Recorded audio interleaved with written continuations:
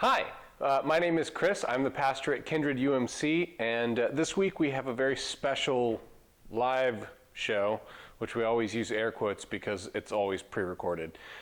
This week we got the opportunity to collaborate with Collective in Deland. The pastor there, Ben Collins, who's a good friend of mine, asked us to come over and share a little bit about what we did, or what we are doing at Kindred UMC. And so we went and played some music and talked a little bit about our whole kind of mission and the where we're trying to re-envision church. So I hope that you enjoy this episode. It's a brief step out of our First Family series, which we will continue next Sunday at 6 p.m. As usual, please like and subscribe. Particularly subscribing on YouTube really helps us because we're hoping to get to having our own URL, so it won't be like youtube.com/X =$YZ and all these different random characters, and instead it can just be youtube.com/KindredUMC. And you can help us get there by subscribing. It doesn't cost you anything. Just click the button down there. And other than that, I hope you enjoy. Hey guys, good evening. Welcome to Collective Live. It's our Sunday night liturgy. We are here in what we're affectionately calling the Fishbowl. I'm here with my friends Chris, Courtney, and Preston from Kindred UMC. You guys met them, must have been December, January, sort of just after we got in the building, just before everything crashed with COVID, right? Yeah. And since then they've been doing, they've launched kind of the Kindred UMC weekly deal where they do music, theological conversations. We call it a live show. A live show. It's not a live show at all. Sure, but not We call different. it a live show with air quotes. Yeah. A live show. They populate that meeting with what you will. So you can find out more about that at kindredumc.com. And if you subscribe to their YouTube channel, it would make them very happy, and it doesn't cost you anything. And you might learn something. Oh my God, I hope so. So we're going to be hanging out tonight. We have lots of good conversations coming at you. I'm going to jump over here real quick and see who we've got live. Hey, Dan Hensley, good to see you. Oh, look, he says great location. Hey, everybody, Jess is on live. Hey, Jess. Brandon is here live producing. Laura is remote. Hey, Dottie, peace and love from Dottie, who is on. We got a whole bunch of folks. Say hey if you guys are on. Also, you may be able to see from this angle. If you're in downtown Deland and you want to come, you can come and be seen. We prefer that you wear a mask even though you'll be behind the glass, but come by, wave, be safe, and you can participate in the live show for the next hour. So if you're near downtown Deland, feel free to come by. The digital version of that is what Caroline and David just did, which is to say hey in the Facebook chat. So if you're on, jump in the Facebook chat, say hey. You're going to want to do whatever you can do to participate through the Facebook chat during the liturgy, and then jump with us over to Zoom at the end of the service. Karen Long, awesome. Yes, Karen nailed it. She said the location reminds me of the Today Show. Yeah. Yes, exactly. That is exactly what we were going for. We're inspired. Hey, Rachel. Hey, Andrea. Oh my gosh, Andrea, so good to see you. Long time no see. It's been a while. Bill Brennan, excellent staging. Waylon, how's it going, Waylon? Good to see you. Everybody over at the Neighborhood Center. Hope you guys are well. We are going to get started. Dan and Susan Vaughn, how are you guys doing? It's great to see you all. We're going to get rolling. There's some live friends. Oh, that dude danced. Did you guys see that? I hope you saw it. I think it was out of frame. If you want to come by and dance, even better. Even better. We're going to see what happens with the live show. We've never done one like this, so you're in it now. Danny, how's it going? Danny from Charlotte, great to see you. We are going to get started with some music. So let's... Literally just put it down. I'm sorry. Well, you know. Hey, Kenny, good to see you as well. Alrighty. This little ditty I picked up from watching movies.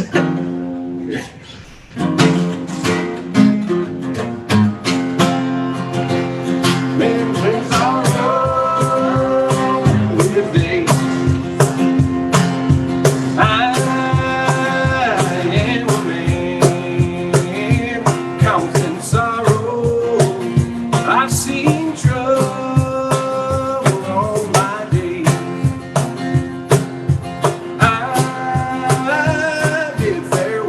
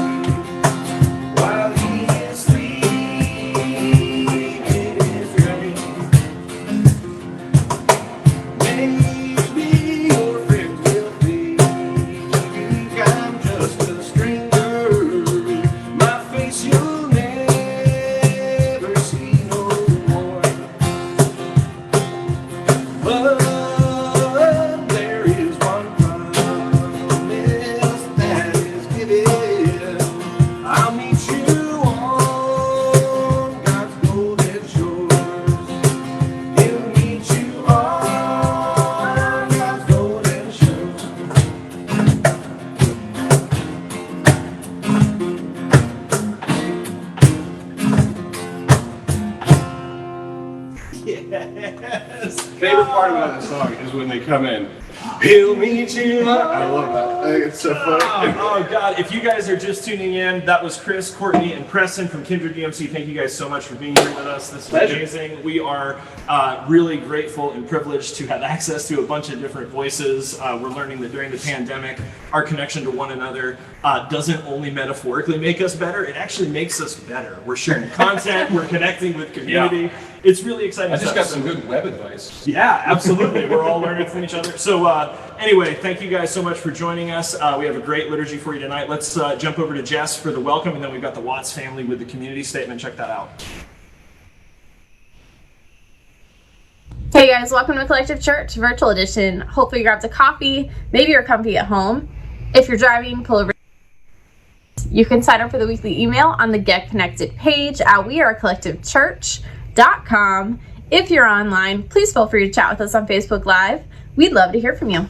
You can join us this week on Monday at 6 p.m. with Sarah on the Road Home Facebook page for yoga classes for all experience levels. That's from home, safe distance, everyone's welcome.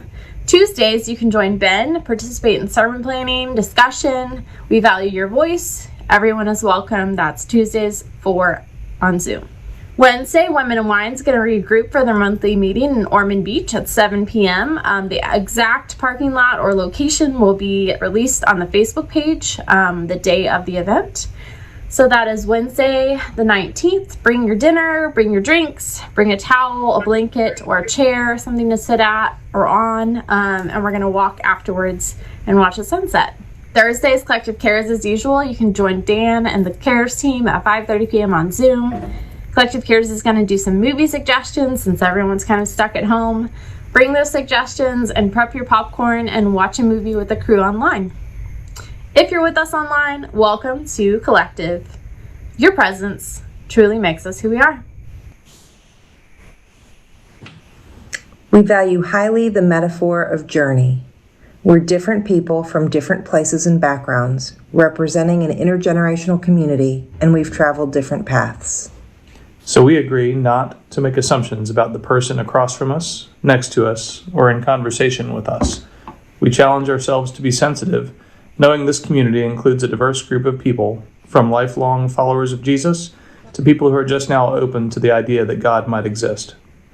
We strive to avoid offense, ask good questions, articulate and explain our responses.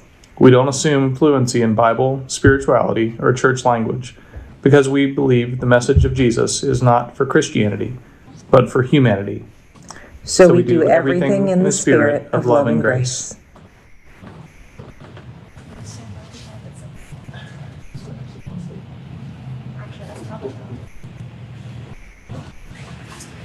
All right, guys, thank you so much, Mark and Tosh. So good to see your faces. We miss you guys. You don't realize how much you miss the full expression of your friends' faces until you see them on video and you realize, man, I don't think I've seen some of these people without masks in months. So it's so great to see you, to see your smile. Let me jump back a little bit in the chat real quick.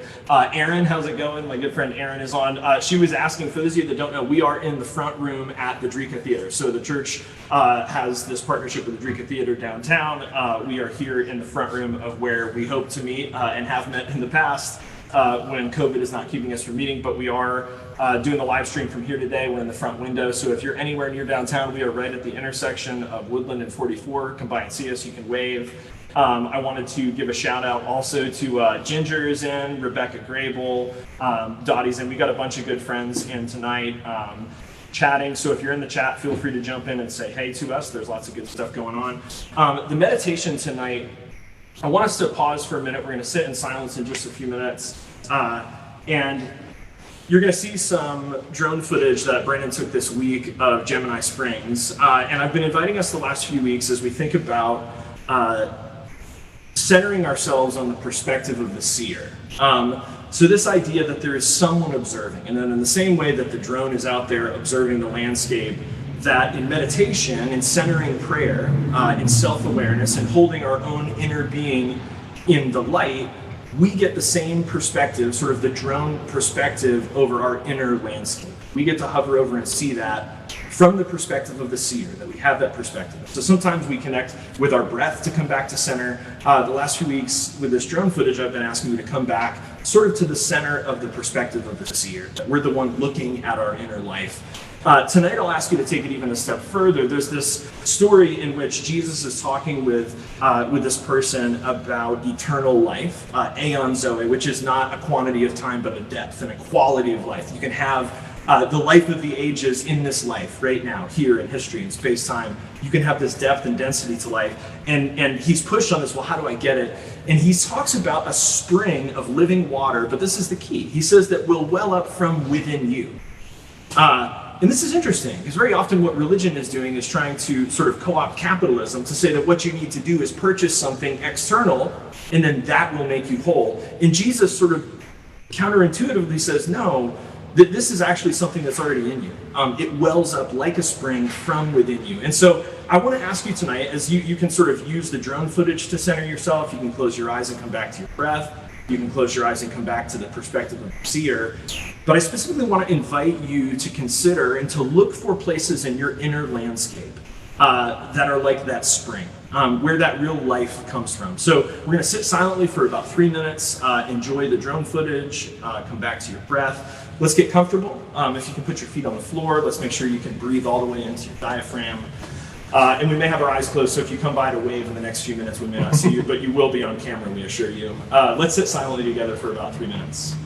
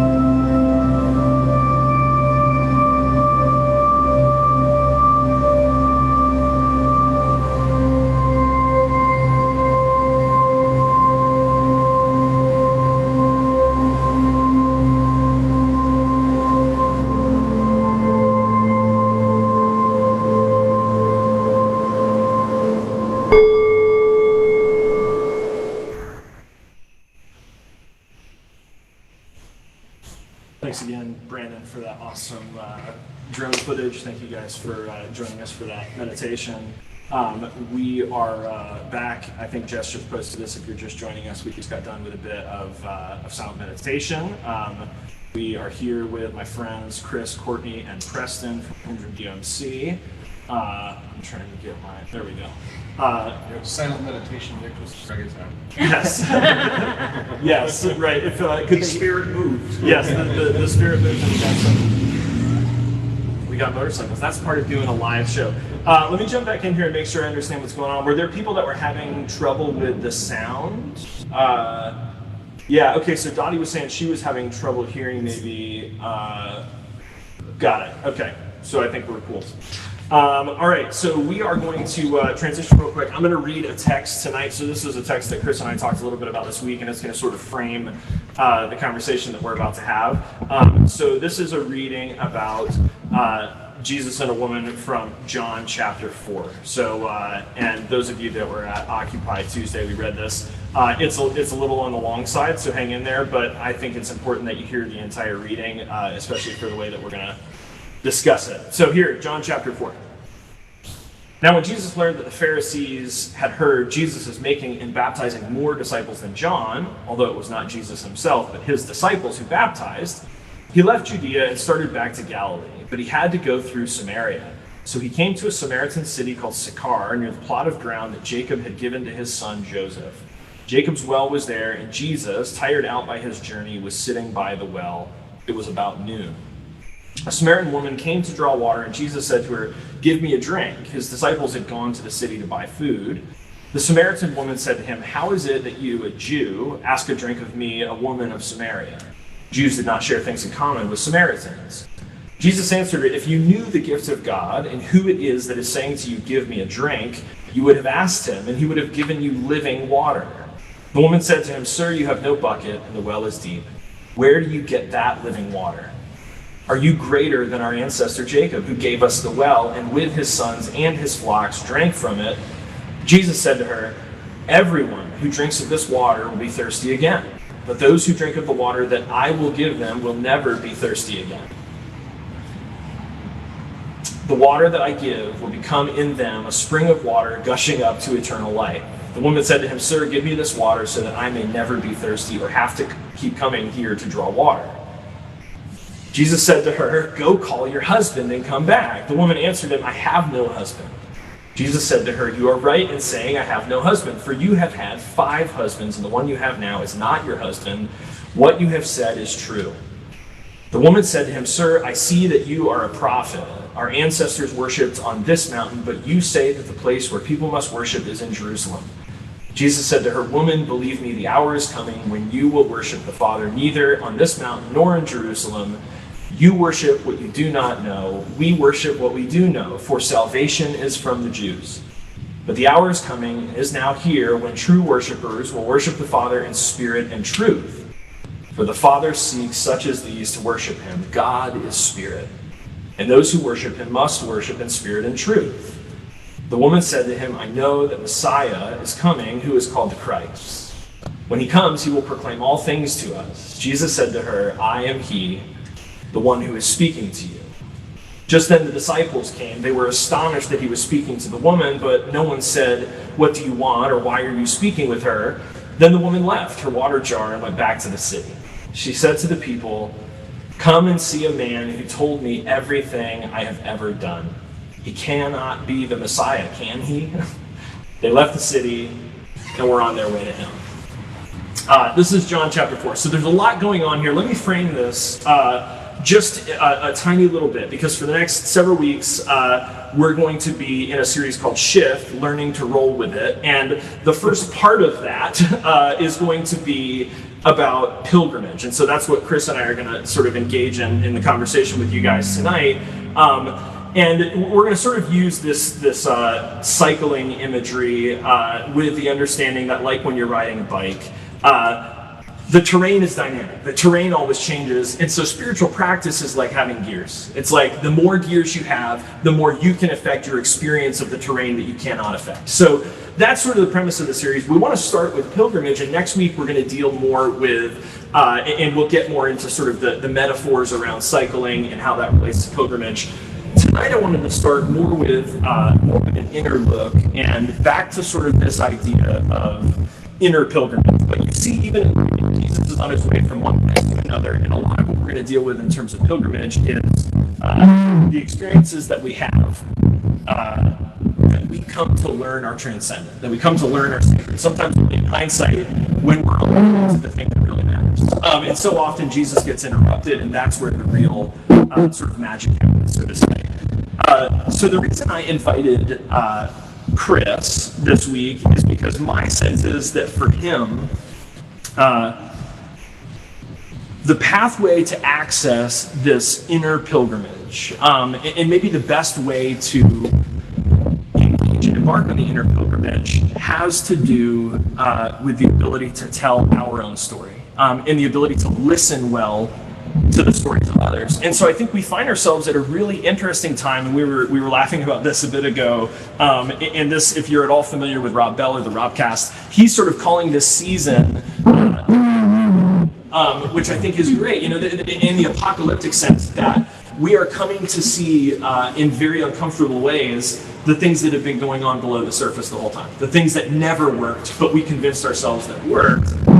And so there's that sense of the great revealing, and I think one of the things that Chris is passionate about and that Kindred UMC is trying to build is the ability not just to say, in this apocalypse, in this great revealing, the place of the spiritual person, the place of the Christian in the best sense of the word, the place of the enlightened individual is not primarily to gaze out in judgment at the things that are being revealed, but instead to gaze in and to see the things that are being revealed also in us that, if I'm being honest, are shocking to me. The things that I'm seeing in myself, and I'm going, man, this is not what I want to be seeing. So what I wanted to engage Chris on is sort of what's the practical pathway to turning those lights on? How do we engage, this kind of vulnerability and self-disclosure as a path towards wellness and wholeness? And why don't we start by the reading of this text? How does this text invite us into that conversation? So why don't we start there? Gosh, well, it's such a big text. Right. And there's a lot of historical things going on that don't quite make sense if you don't know. So Samaritan culture, they're the outsiders, and they're actually Jewish, but they sympathized with the enemy, the Assyrians, and so now there's this beef between them, and the Jews maintain the temple where you're supposed to worship God. Right. And the Samaritans have to build their own temple. And that's what she's getting at when she talks about, you guys control God, and we, you worship what you know, and we worship what we don't. All that language is about that. Yeah. But Jesus' message to her, the words in all of that is, there's a day coming, and in fact, it's right here, right now. God is looking for people who worship in spirit and in truth, not in a place or a building, but in an inward way. Yeah. And so there is this invitation just in that message alone to start to look in. Yeah. And in fact, the big transformative thing that this Samaritan woman, her testimony back to her people about this great Messiah who's come is, this guy knew me. Yeah. He told me everything about me. I felt seen and heard and understood, and it changed me. Yeah. And how many of you cannot relate to that? I mean, I feel like those of us who have had encounters with what we would call love beyond our ability to prove it, or God beyond our ability to prove it, I think would say that in some sense, being known is at the heart of that. That I felt the safety or even the ability to fully disclose and to, I can't remember who it is, to accept that I'm accepted.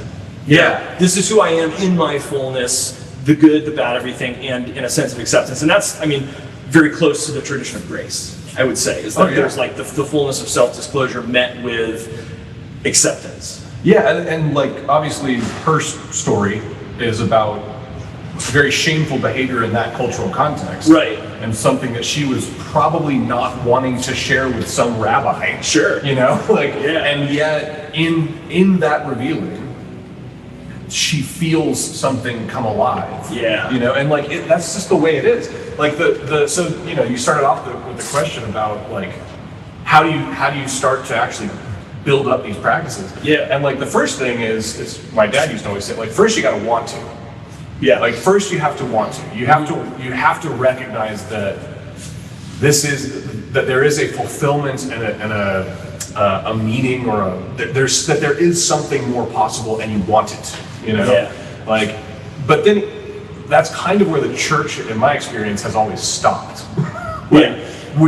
Hey, accept Jesus into your heart, and like, well, okay, well, yeah, but what now? Yeah. And the thing that we found at Kindred is like, the stuff to do that doesn't come naturally to people. This idea that we like, it sounds simple. Yeah, learn to tell your own story. You would assume that everyone knows their own story, but it's not the case at all. Sure. People don't know their own story. There are things that we hide from ourselves because they're too painful. Yeah, or we're so practiced at telling a version of our story that we think others want to consume, like on Facebook. Like, how do we even know what our story is because we're so curated? And our psychology is not all that. We think that we will know, like we can keep it secret internally, and that, but we'll know. And that's not actually how it works. Like, the more you repeat a lie, the more you believe it. Sure. And so, like, and that's what a defense mechanism is. Like if you're a child in an abusive home, a really good thing for that kid to do if they can't escape the abuse is to tell a narrative. Escape it inside. And you escape it inside. Now the problem, like, that's really great in crisis for a child. But like, I'm glad that we have that piece of psychology inside. Protect. The problem is it follows you into adulthood. Like, if you don't go back to those moments, if you don't start addressing the story and the narrative you created, then you can't. Not only can you not be known, but you can't know yourself. Yeah. Absolutely. So talk to me about and this is one of the things I love about the story. Talk to me about like the fallacy of the destination. And I love in the story how it's like, especially when we're talking about pilgrimage, outer or inner. We live with the sense of like destination, arrival, and in this case, being healed. And I think of the juxtaposition between like being healed versus being in recovery forever. Yeah. And I think here, the tension in the story is like, and again, back to this like very consumerist reading of religion, like which is the right place? Which is the sacred place? And Jesus says, no. There's not a sacred place. There's a sacred path. There are some sacred practices, but like, it doesn't matter which mountain you get to, that's not healing. Like, the healing is in the practices every day. It's not like you're going to arrive at it. But it's hard to trust that in a culture that seems to say, as long as you're allowing the things to follow you from your childhood into adulthood, that, you're wrong or you're bad. And it's like, no, we're practicing our ways out of these things. Yeah, and so that practice is. So I was talking earlier about like the church often stops at the accept your, just hey, accept. Yeah, you swipe the credit card. Yeah. You bought it. Those things are very hard to do. Like, and it's actually a skill that is necessary to be like taught and learned and practiced. Yeah. Self-knowledge, and then also the gift of being empathetic and like actually being present for someone else's story. Those are hard things to do, and often painful and often dangerous. Yeah. And so, like, what we're doing at Kindred, we've started these small groups that are deliberately designed to, first and foremost, create a safe environment, because the whole point of this is to get naked and unashamed. Yeah. Absolutely. To quote from the Genesis story. Yeah. That it is about the revealing of those things in a safe place with trusted people, and then like there's like specific homework and things that we actually do in our conversations and ways that and all we're doing. So and every time it sounds so simple and it sounds like it wouldn't work, but we have like 100% track record that everybody who's tried it reports like significant. Something happens. Yeah. Tell me, what are we talking about? And the practice is really simple. Every time we get together in that group, at some point you'll be asked to share whatever you were asked to work on during the week. Okay. Somebody's going to talk about something that's deep and personal. Sure.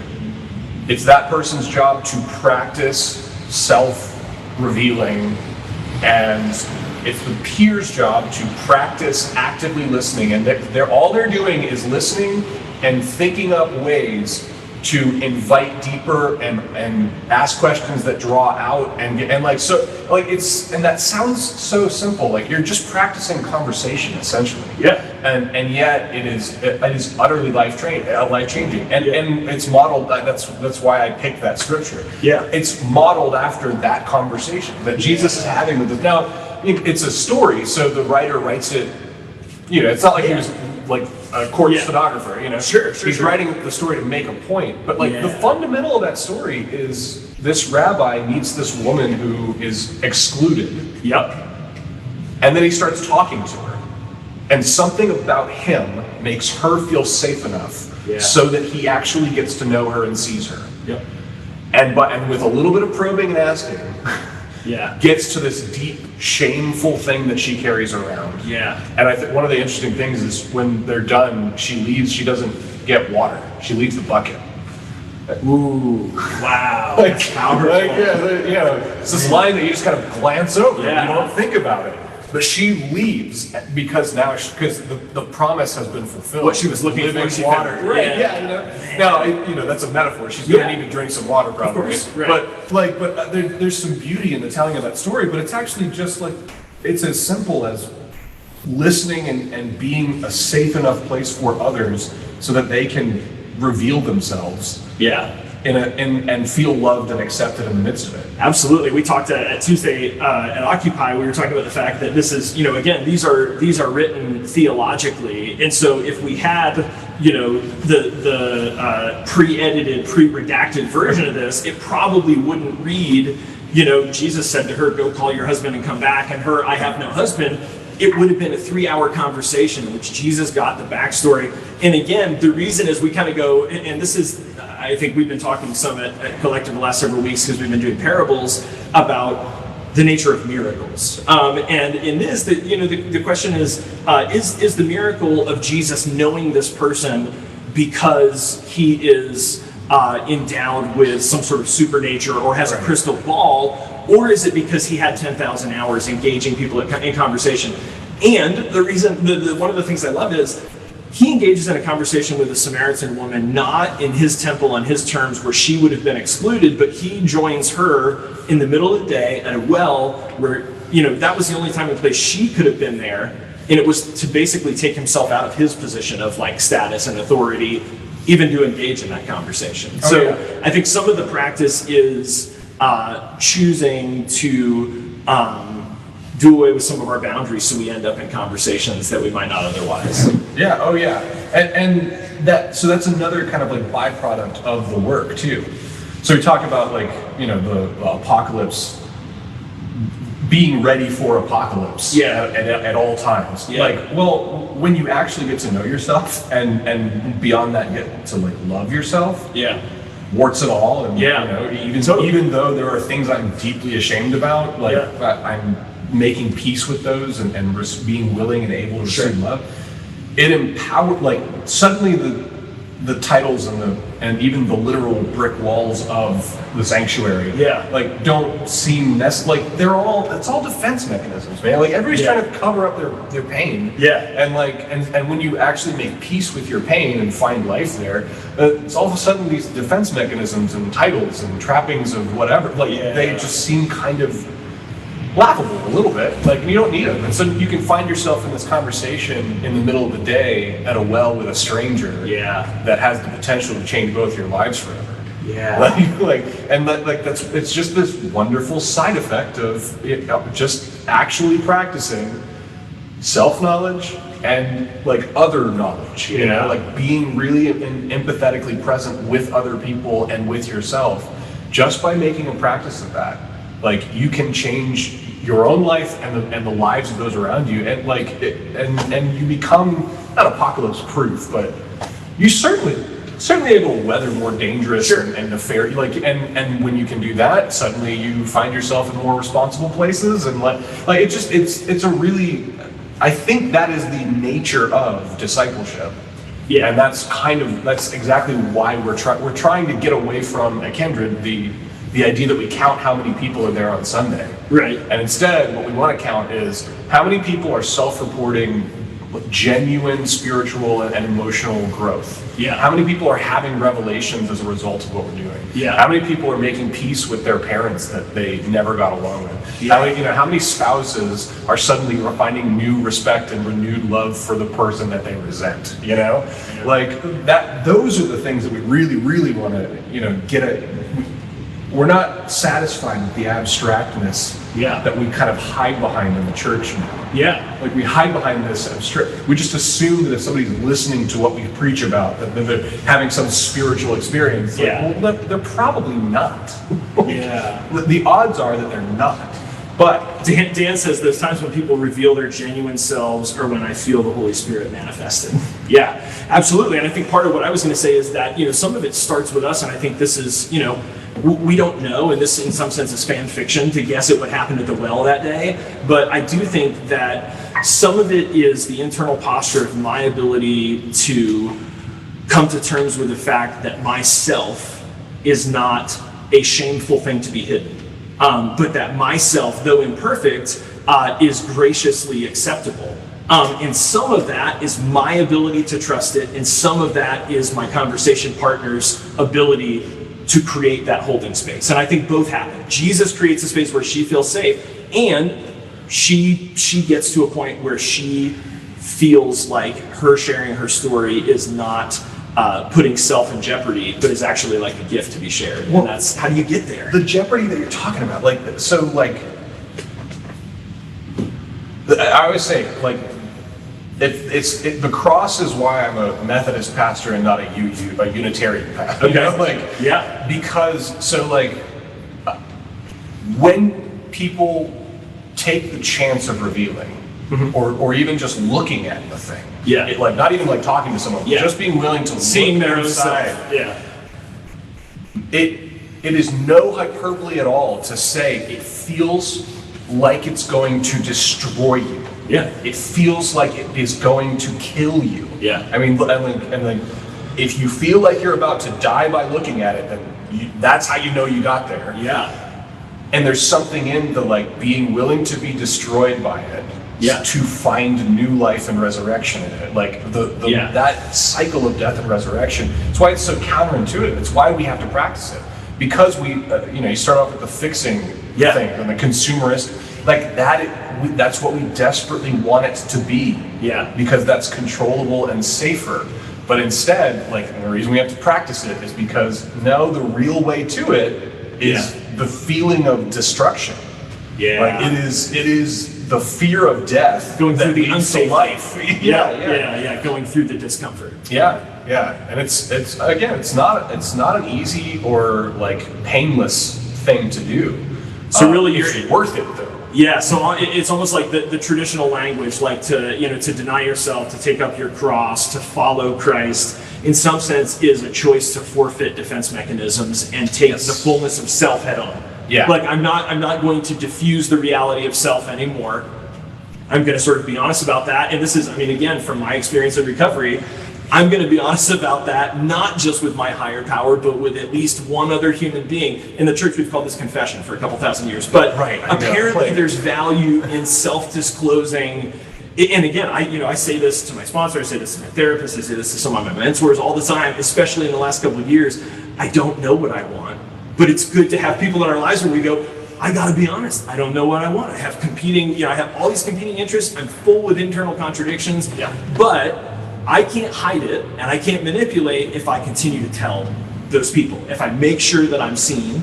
And it doesn't always go well, and people do get hurt, right? And we say things that we wish we had, and we can't take back. It will lead to rejection. Absolutely, it'll break relationships because honesty is a really hard thing. Yeah, that's one of my favorite recovery kind of sentences or statements. It's don't expect, when you get sober, don't expect the world to stand up and applaud for you. Right. Your sobriety and fill that in within whatever you're thinking. Whatever you think, Your recovery is going to reveal the people around you. It's going to shine all kinds of nasty lights on the things that they don't want to be seen. Yeah. And they're not going to like you for it, typically. Now, don't get me wrong, there are also going to be in my experience and what I've seen, what I've literally been through. Right. Also, there is new, I don't know, thickness in relationships. Yeah. There's new like reality and sincerity because my big thing was because I would just wear a mask all the time. Sure. And I'm a words of affirmation kind of guy. Yeah. And you're doing great. Thanks, I appreciate it. So like, here's the nasty thing about wearing a mask all the time. I don't feel seen because I'm just showing you the mask. If you tell me something critical and bad, then I'm scared you're seeing through the mask and it feels bad. If you tell me something good, you're just seeing the mask. Yeah, you just saw the projection. It's this horrible negative filter. And like, so now this thing happens when I began to address my own like childhood abuse and all the coping mechanisms that I was addicted to coming out of childhood. When I started to do that work and like really let that I remember like working for a church and like, you know, Sunday morning it's like, hey Chris, how's it going? I was like, pretty shitty. Yeah. Like I wasn't ready for that. Right. Like, it was like, yeah, me and God are fighting, like actively fighting right now. Yeah. Like, and there was this whole season of like just taking the mask off. Like I'm just radically deciding to really be the person that I think I am. Yeah. And through that process, again, like some people got pissed, but my relationships, I suddenly was able to receive love. Like I wasn't able to receive love before that. Yeah. Like, and that, you know, again, life-changing. It's a life-changing event. Yeah, absolutely. This is, Kenny said, I like being a mess with other messes. That's a wonderful human moment. And I think that moment of, you know, sure, it's nice when we've all won and we get to pour the Gatorade on somebody, but I think the more true human moment is when we share failure with other people, we share messiness, and we go, even in this, I'm acceptable. Even in this, I'm not alone. Dottie says uncovery instead of recovery, and that's where we are right now. It's this season of the great revealing. And then Dan says also the confession of your own past transgressions is the foothold on the path to forgiving yourself. Yeah, I mean, you have to, and I think a lot of times that's the horror. And Pete Rollins does a lot of stuff on this. The problem is not that we don't know, and not that the people around us don't know, it's that they do know, but none of us wants to see it. And it's when we say it, and then they have to deal with what they've always known, you get these violent outbursts and violent reaction. It's like, we know that's the case, just keep it under wraps, you know, let's Yeah, we've all agreed together to conspire to not talk about this. Yeah, exactly. Yeah, it's not the way to go. Man, what a good. That's the way to death, and not death that leads to life. Yeah. It really truly is dangerously, like deadly dangerous. Yeah. You know? Absolutely. And I'm trying to remember if it's Merton. I think Bill, you can jump in. Bill Brennan, let me know who this is. But that sort of the parallel question of the mystic, who are you, God, and who am I? And the recognition that those are always connected.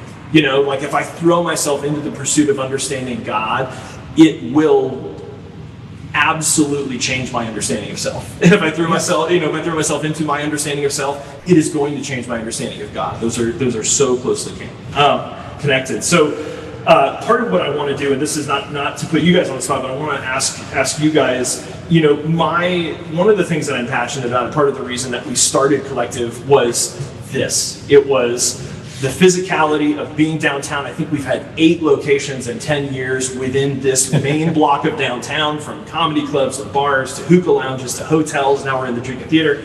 So part of what I love about the Christian tradition is and I know that some, you know, especially in sort of the, you know, I talked about this, the modern Western religious project is very much about the divinity of Jesus. And to me, incarnation in the Christian project is much more about the humanity of God. And so, this has been a fun conversation for us. I want to make sure we don't land it abstractly. And so before we head to the Eucharist, before we sing some more, part of what I want to ask, and I feel like there must have been something particular about the conversation that Jesus had at the well with this woman that made her feel safe to share. And so I want to ask Courtney and Preston, you guys have spent a year and a half with Chris, right? 2 years?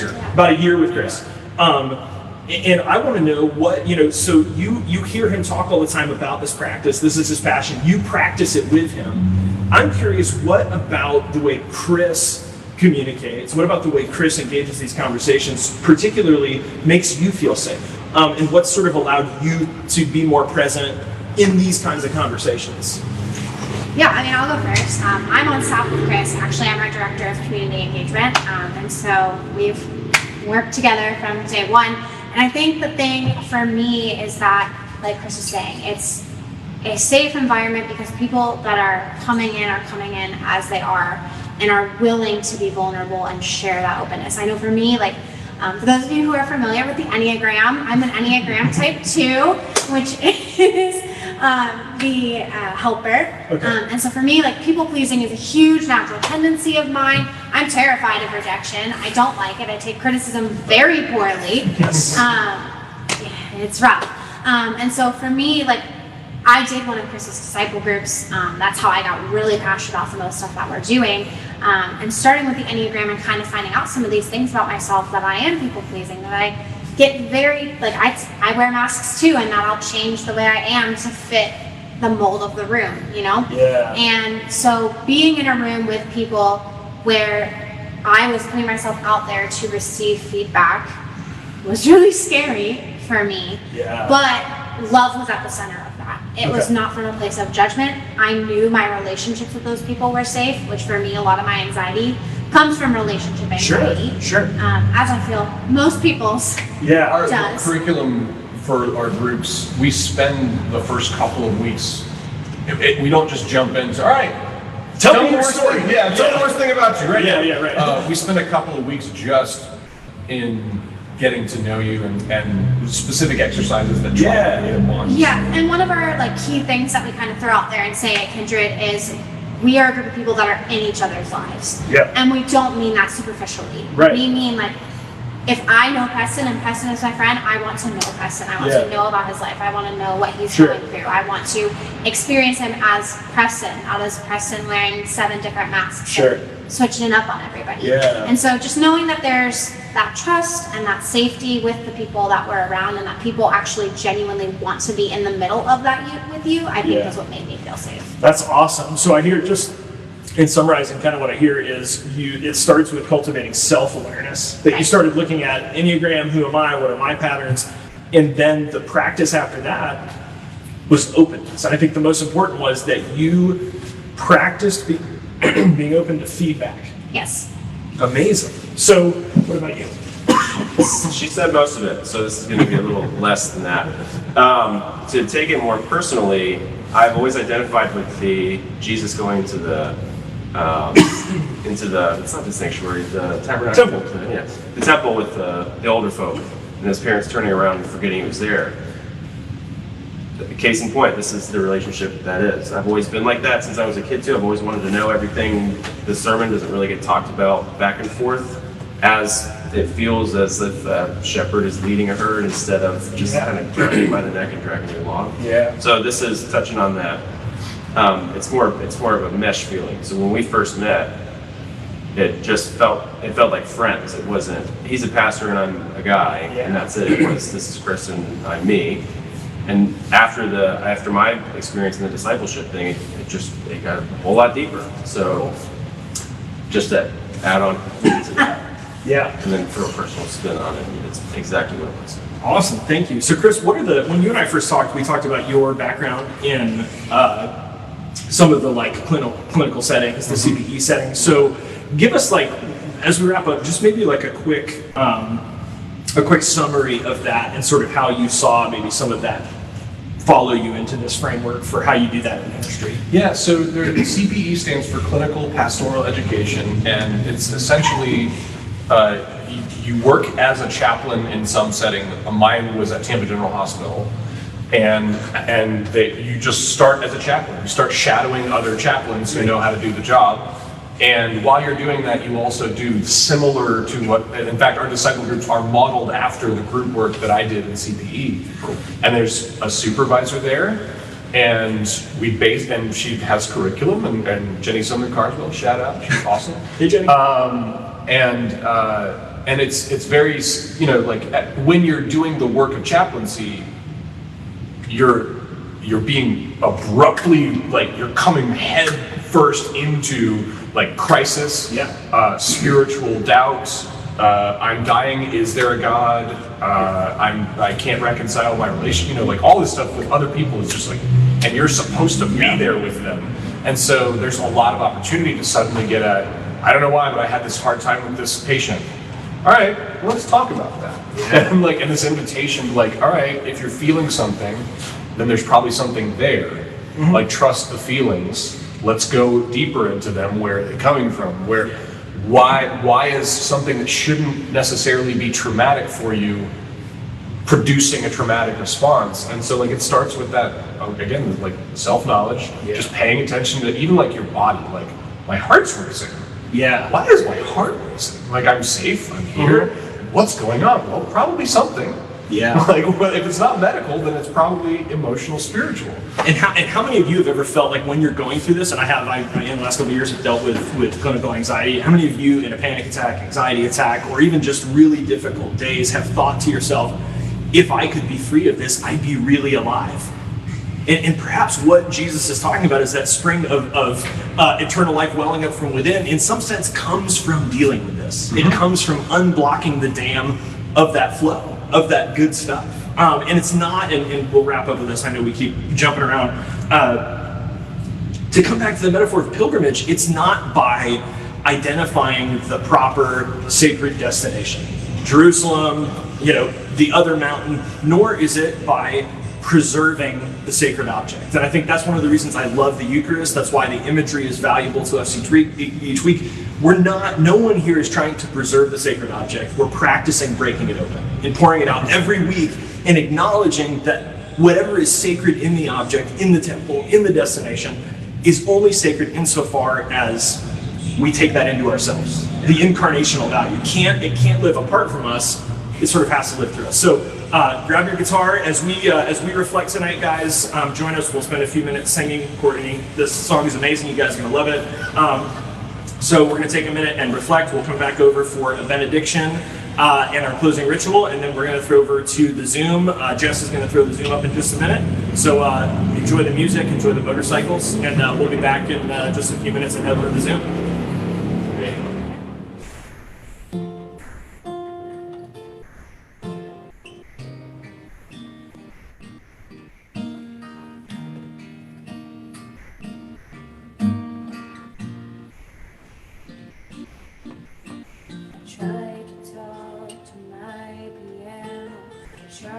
Talk to my guitar, talk to my imagination, fight it into alcohol. I tried some more, told secrets till my voice was sore.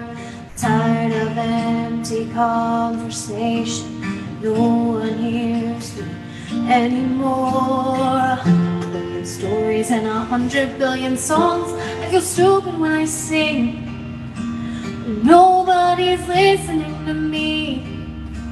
Nobody's listening. I talk to shooting stars, but they always get it wrong. I feel stupid when I pray. Why am I praying anyway?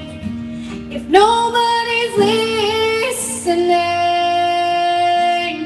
Anyone, please send me anyone. Lord, is there anyone? I need someone. Oh, anyone, please send me anyone. Lord, is there anyone? I need someone.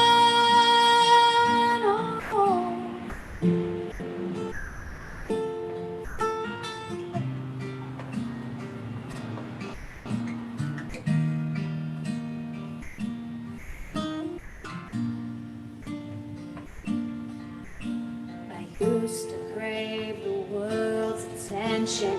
I think I cried too many times. I just need some more affection. Anything to get me by. 100 million stories, 100 million songs. I feel stupid when I sing. Nobody's listening to me. Nobody's listening. I talk to stars, but they always get it wrong. I feel stupid when I pray. Why the fuck am I praying anyway? If nobody's listening, anyone, please send me anyone. Lord, is there anyone? I need someone. Oh, anyone, please send me anyone. Lord, is there anyone? I need someone. Oh, anyone. I need anyone.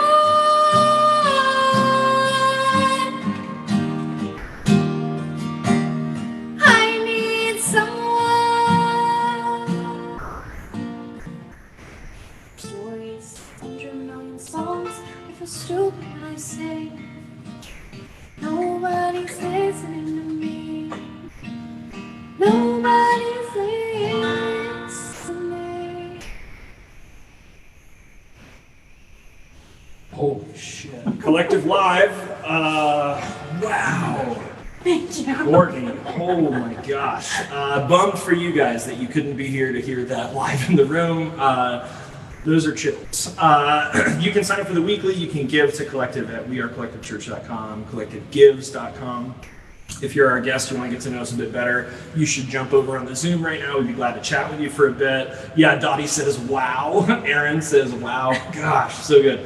If you guys want more info on weekly community groups, all the different stuff we've got going on, check out email info@wearecollectivechurch.com. If you want to know more about what these guys are doing, kindredumc.com.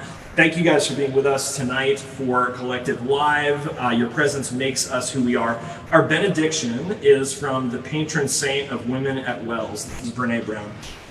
Owning our story can be hard, but not nearly as difficult as spending our lives running from it. Embracing our vulnerability is risky, but not nearly as dangerous as giving up on love and belonging and joy.